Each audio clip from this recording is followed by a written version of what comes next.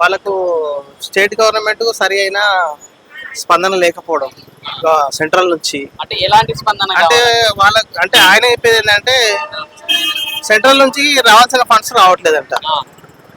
అంటే ఎందుకు అట్లా సెంట్రల్ నుంచి ఆపేశారంటారు మరి ఫండ్స్ అనేది? అంటే రెండు ఆపోజిషన్ పార్టీలు కదా, నేషనల్ పార్టీలు కదా, దానివల్ల ఉంటుంది. కానీ మోడీ మా పెద్దన్న అన్నాడు కదా, అంటాడు తప్పదు, మరి పెద్ద ఆయన కదా, దేశాన్ని పరిపాలించినప్పుడు పెద్ద ఆయన. అంటే ఏడిపోయినా అప్పు ఉండట్లేదు, దొంగలు చూసినట్టు చూస్తున్నాడు. మరి సీఎం మాట్లాడదు కాదు, మరి ఆయన పరిస్థితి ఏందో మరి మనకు తెలియదు కదా. అంటే కేసీఆర్ ఉన్నప్పటికీ ఇప్పటికీ అసలు తేడా అంటే ఏం చెప్తారు?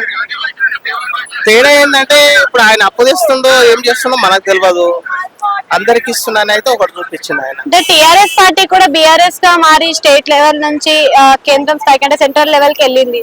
మరి అప్పుడు ఒకవేళ మనకి ఏదైతే టిఆర్ఎస్ పార్టీ అధికారంలో ఉంటే అప్పుడు కూడా ఇదే విధంగా ఉండేదంటారా మరి ఫండ్స్?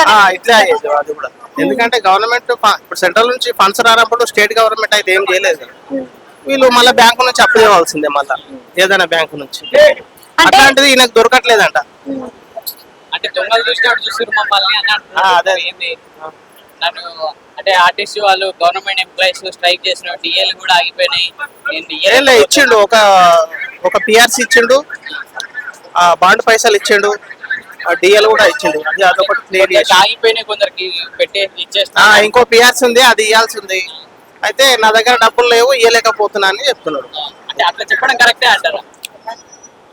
అంటే ఆర్థిక ఇబ్బందులు ఉన్నాయి కదా, దాని వల్ల నేను సమకూర్చలేకపోతున్నాను ఆగండి అనే ఉద్దేశంతో అనొచ్చు ఆయన.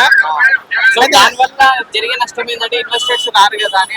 అది అంటే పబ్లిక్ ఏమైంది అంటే ఇప్పుడు ఈయన పరిపాలన సరిగా చేయలేకపోతున్నాడు అనే ఒక నెగిటివ్ థాట్ వచ్చేస్తుంది పబ్లిక్. కేటీఆర్ గారు ఏమో దొంగనే అంటారు కదా అని అంటున్నారు. మరి ఇంకా ఆయనకి తెలియాలి,